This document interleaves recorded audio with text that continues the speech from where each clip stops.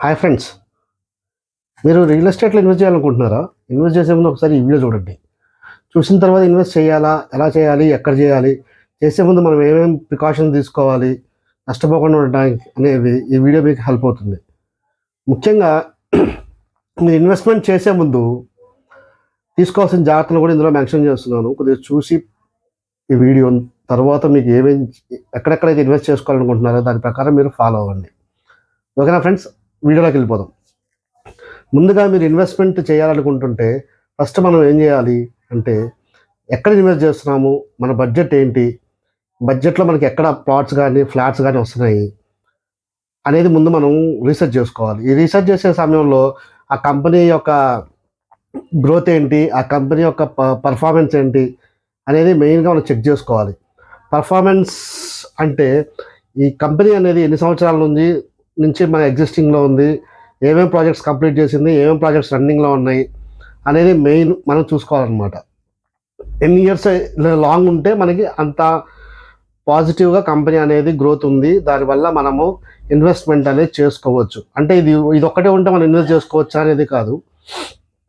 Investment చేసే ముందు ఆ కంపెనీ ఆ ప్రాజెక్ట్ని ఎక్కడ చేస్తుంది, ఆ లొకాలిటీ ఏంటి, ఏమేమి డెవలప్మెంట్ చేస్తుంది, స్టార్ట్ అయ్యిందా, ఏం అప్రూవల్స్ ఉన్నాయి అనేది కూడా మనం చెక్ చేసుకోవాలి. అప్రూవల్స్ వచ్చిన తర్వాతనే మనం అనేది మెయిన్గా ఈ ప్రాపర్టీస్ కానీ ఓపెన్ ప్లాట్స్ ఫ్లాట్స్ అనేవి పర్చేజ్ చేస్తే బెటర్ అనేది నా అభిప్రాయం.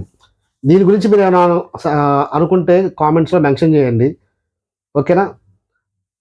నెక్స్ట్ వచ్చేసి కంపెనీ గ్రోత్తో పాటు మనం చూసుకోవాల్సింది కంపెనీ లాంగ్విజిటీ.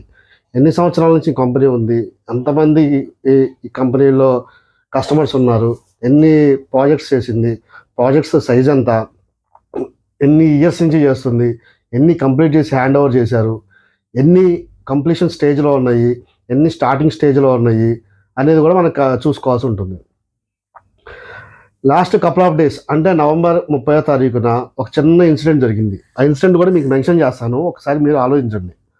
వాసవి గ్రూప్ సంస్థ అంత పెద్ద కంపెనీ అయినా కూడా 2020-21 డేట్స్ అనేవి మనకి ఎగ్జాక్ట్గా తెలియకపోయినా ప్రాజెక్ట్ లాంచ్ చేసింది అనే ఒక దీంతో చాలామంది ప్రీ లాంచ్ అనే పేరుతో ప్రాజెక్ట్కి ఎక్స్ట్రా 2024 హ్యాండ్ ఓవర్ చేస్తామని కంపెనీ అనౌన్స్ చేస్తే 70-80 లక్షలు కట్టేసి ప్రీ లాంచ్లో ఇప్పుడు ఆ ప్రాజెక్ట్ అనేది అవ్వకుండా కూడా వెయిట్ చేసి చూసి 2024లో హ్యాండ్ ఓవర్ చేసిన ప్రాజెక్ట్ని ఇంకొక సంవత్సరం వెయిట్ చేసి ఎన్నో సిఫార్సులు చేసి ఎన్నో సార్లు వాళ్ళతో మాట్లాడి ఇన్ని చేసినా కూడా ప్రాజెక్ట్ అనేది హ్యాండ్ ఓవర్ అవ్వకపోతే బాచుపల్లిలో 29 నవంబర్ 2025 శనివారం నాడు 200 మంది కస్టమర్లు ఒకేసారి బాచుపల్లి వాసవి గ్రూప్ ఏదైతే ప్రాజెక్ట్ కన్స్ట్రక్షన్ చేస్తుందో ఆ కన్స్ట్రక్షన్ ముందు ధర్నా చేశారంట. మీరు ఆలోచించండి, ఏ పరిస్థితుల్లో డెవలపర్స్ కానీ అపార్ట్మెంట్ ఫ్లాట్స్ కన్స్ట్రక్షన్ చేసే కంపెనీలు కానీ ఉన్నాయో. ప్రీ లాంచ్ పేరుతో చాలా వరకు ముందే అమౌంట్ అనేది గ్యాదర్ చేసుకొని వాళ్ళకి హ్యాండ్ ఓవర్ చేయాల్సిన టైంలో ప్రాజెక్ట్స్ అనేవి హ్యాండ్ ఓవర్ చేయట్లేదు. అన్నీ అని చెప్పను, కొన్ని అయితే అలానే జరుగుతున్నాయి. అండ్ న్యూస్ నవంబర్లో ఏదో ఒక కంపెనీకి ఓపెన్ ప్లాట్స్కి సంబంధించి రెరా పర్మిషన్స్ అనేవి కంప్లీట్ కాకుండానే ప్రీ లాంచ్ అనేది చేయటం వలన రెరా సంస్థ ఆ కంపెనీకి 52 lakhs అప్రాక్సిమేట్గా ఫైన్ కూడా ఇంపోజ్ చేసినట్లు న్యూస్ వస్తున్నాయి. సో ప్రీ లాంచ్ ప్రాజెక్ట్స్ని కొద్దిగా ఏదైతే అనౌన్స్ చేస్తారో కంపెనీస్ అనౌన్స్ చేసేటప్పుడు వాటిని పూర్తిగా క్షుణ్ణంగా పరిశీలించి అక్కడ మనం తీసుకోవచ్చా లేదా అనేది ఆలోచించుకొని ఒక అడుగు వేయాల్సిందిగా నేను మీకు తెలియజేస్తున్నా. ఎందుకంటే ప్రీ లాంచ్ అనగానే చాలా తక్కువలో వస్తుంది, మనకి డబ్బులు సేవ్ అవుతాయి అని ఒక ఆశ చూపిస్తారు, కానీ ప్రీ లాంచ్లోనే మోసాలు ఎక్కువ జరుగుతుంది. ఒకసారి చూడండి, ఆలోచించండి. ప్రీ లాంచ్ అంటే ఏంటి, ఏమీ ఉండవు, పేపర్స్ మ్యాక్సిమం ఓన్లీ బ్రౌచర్లు ఉంటాయి. ఆ పర్మిషన్స్ వస్తాయో రాదో అనేది కూడా ఫుల్ క్లారిటీ వాళ్ళు ఇవ్వరు. అప్రూవల్గా పెట్టామంటారు, అది పెట్టారా లేదా మనం చూసుకోము, కానీ వెరిఫై చేసుకోవాలి. 100% వెరిఫై చేసుకోండి.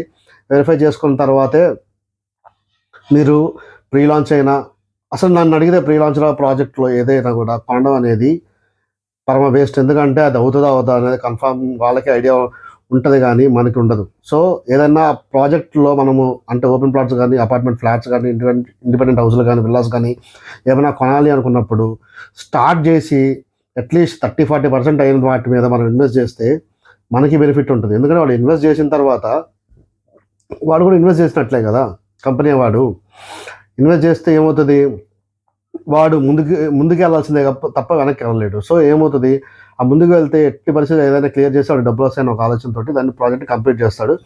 యాజ్ ఇట్ ఈజ్ ఏదైతే ఉంటుందో ఫార్మాట్ అనేది రన్ అవ్వాల్సింది. కానీ ప్రీ లాంచ్ విషయానికి వస్తే అలా ఉండదు.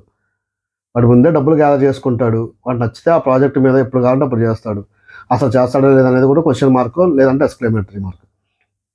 సో ఎప్పుడన్నా రియల్ ఎస్టేట్లో మనం ఇన్వెస్ట్ చేసేటప్పుడు మనం ఫస్ట్ ఏం చూసుకోవాలి, కంపెనీ ఏంటి, కంపెనీ లైఫ్ ఏంటి, ఎన్ని సంవత్సరాల నుంచి ఉంది, ఎన్ని ప్రాజెక్ట్స్ కంప్లీట్ చేసింది, ఎంత కస్టమర్స్ బేస్ ఉంది, ఎంతమంది హ్యాపీ కస్టమర్స్ ఉన్నారు, ఈ ప్రాజెక్ట్ అనేది కంప్లీట్ చేస్తుందా లేదా అనేది మొత్తం ఇన్ఫర్మేషన్ చెక్ చేసుకొని ఇన్వెస్ట్ చేయండి.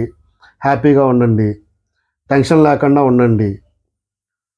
అంతేకాకుండా ఇంకోటి, ఇన్వెస్ట్ చేసేటప్పుడు అన్నీ వెరిఫై చేసుకోండి.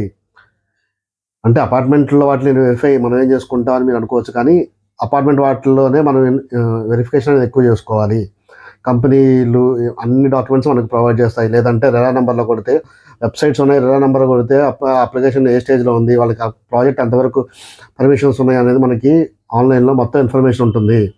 సో మీరు అది చెక్ చేసుకుంటే మీ ప్రాబ్లం అనేది ఫేస్ చేయకుండా మీ ప్రాజెక్ట్స్లో మీరు పెట్టుకునే ఇన్వెస్ట్మెంట్ ఏదైతే ఉంటుందో యాజ్ ఏ కస్టమర్గా ఓపెన్ ప్లాట్స్ అయినా కానీ ఫ్లాట్స్ కానీ మీరు ఏదైతే మీరు తీసుకోవాలనుకుంటున్నారో ఎలాంటి రిస్క్ లేకుండా తీసుకోగలుగుతారు. సో రెరా నెంబర్లు ఉన్నవి అపార్ట్మెంట్ ఫ్లాట్స్ అయితే మ్యాక్సిమం రెరా నెంబర్ ఉన్నవి అలాట్ అయిన తర్వాత మీరు ఇన్వెస్ట్ చేసుకొని తీసుకోవాలి. అది కాదు ఓపెన్ ప్లాట్స్ అంటే డిటిసిపి అప్రూవల్ కానీ ఏవైతే అప్రూవల్స్ ఉంటాయో అప్రూవల్స్ అన్నీ ఉన్న వాటిని తీసుకోండి. ప్రీ లాంచ్ అనేది మ్యాక్సిమం అవాయిడ్ చేస్తే మీకు చాలా మంచిది అనేది నా అభిప్రాయం. సో ఒకసారి మీరు ఆలోచించండి. ఇవే ఎగ్జాంపుల్స్ కాదు, చాలా ఎగ్జాంపుల్స్ ఉన్నాయి. లాస్ట్ ఇయర్ సాహితీ గ్రూప్ ఉండి అందరి దగ్గర ప్రీ లాంచ్ ఆఫర్లన్నీ రన్ చేసి చాలా అమౌంట్ అనేది ఇచ్చేసి ఇప్పుడు ఆయన పరిస్థితి ఏంటి, సాహితీ ఆ ప్రాజెక్ట్ హ్యాండ్ ఓవర్ చేయలేదు, ఎవరికి ఇది చేయలేదు, న్యాయం చేయలేదు. వాళ్ళు కస్టమర్స్ కూడా అంత ప్రాబ్లమ్స్ ఫేస్ చేశారు. పర్సనల్లీ మా ఫ్రెండే ఎగ్జాంపుల్, చాలా అమౌంట్ ఇన్వెస్ట్ చేశాడు, తన ఫ్యామిలీలో ఇన్వెస్ట్ చేయించాడు సాహితీ గ్రూప్ పెద్ద గ్రూప్ అని. కానీ ఎండ్ ఆఫ్ ది డే ఏమైపోయిందంటే సాహితీ గ్రూప్ కూడా ఆ ప్రాజెక్ట్ అసలు చేయలేదు, వాళ్ళకి లాస్ వచ్చింది. వాళ్ళకి లాస్ రావడానికి వివిధ కారణాలు ఉంటాయి, కానీ ఆ కారణాల వల్ల మనం కూడా లాస్ అయిపోతున్నాం. సో ఆలోచించుకోండి, ఇన్వెస్ట్ చేయండి. ఇన్వెస్ట్ చేయడం తప్పు కాదు, ఇన్వెస్ట్ చేసే ముందు ఎక్కడ ఇన్వెస్ట్ చేస్తున్నాం, ఎలా ఇన్వెస్ట్ చేస్తున్నాం, ఇన్వెస్ట్ చేసేటప్పుడు మనం ఏం ప్రికాషన్ తీసుకుంటున్నాము, దానివల్ల మనం ఏం ఎఫెక్ట్ కాకుండా ఎలా ఉంటాము అనేది మాత్రమే మనం ఒకసారి ఆలోచించుకొని ఆ సినారియో అనేది మనం కొనసాగించుకొని సస్టైనబుల్గా మన ఏదైతే ఇన్వెస్ట్మెంట్ ఉంటుందో దాని గ్రోత్కి అనేది మనం హెల్ప్ అవుతుంది తప్ప ప్రీ లాంచ్ అనౌన్స్ చేశారు, ₹1,00,00,000 50 లక్షలకు వస్తుంది, 40 లక్షలకు వస్తుంది అని చెప్పి మొత్తం డబ్బులు తీసుకెళ్ళి ఒకేసారి ఒకే చోట పోయకండి. పోస్తే అది అవుతుందా లేదా అనేది ఎవరికి గ్యారంటీ లేదు. So take care. మీరు ఏదైతే డబ్బులు కష్టపడి సంపాదించింది ఉంటుందో ఆ డబ్బుల్ని వేస్ట్ చేసుకోకండి. ఎగ్జాంపుల్స్ చాలా ఉన్నాయి. అందరూ అలా చేస్తారా అంటే అందరూ చేయరు, కానీ ఎవరు చేస్తారనేది కూడా గ్యారంటీ లేదు. సో వాడు చేశాడని చెప్పి వీడు చేస్తాడా, ఆ కంపెనీ వాడు చేశాడని చెప్పి ఈ కంపెనీ వాడు చేస్తాడా అనే ఆలోచనలో పడి ప్రీ లాంచ్లు ఏముందిలే మన డబ్బులు కాస్త కూస్తే అమౌంట్ పెడతామని చెప్పి ఆలోచన అనేది ఒకసారి డైవర్ట్ చేసుకొని ఇది చేయకండి. మీరు ప్రాజెక్ట్స్ ఏవైనా ఉన్నప్పుడు వాటిని పూర్తిగా చెక్ చేసుకొని ఇన్వెస్ట్ చేసుకోండి, మీరు బెనిఫిషియరీ అవుతారు. సో ఇదే నా ఇన్ఫర్మేషన్. ఈరోజు మళ్ళీ స్ట్రెస్ చేసి చెప్తున్నాను, వాసవి గ్రూప్ ఏదైతే పెద్ద సంస్థ ఉందో వాళ్ళ కస్టమర్స్ 200 కస్టమర్స్ అప్రాక్సిమేట్గా అపార్ట్మెంట్ ఫ్లాట్స్ తీసుకొని ఈరోజు బాచుపల్లి రోడ్డు మీద శనివారం 2025 నవంబర్ 28వ తారీఖున ఒక సంవత్సరం పాటు వెయిట్ చేసి వాళ్ళ ఫ్లాట్స్ అనేది వాళ్ళకి హ్యాండ్ ఓవర్ చేయలేదని చెప్పేసి ధర్నా చేయడం జరిగింది. అన్ని మీడియా ఛానల్స్ దాన్ని కవర్ చేసినాయి. ఒక్కసారి వాచ్ చేయండి.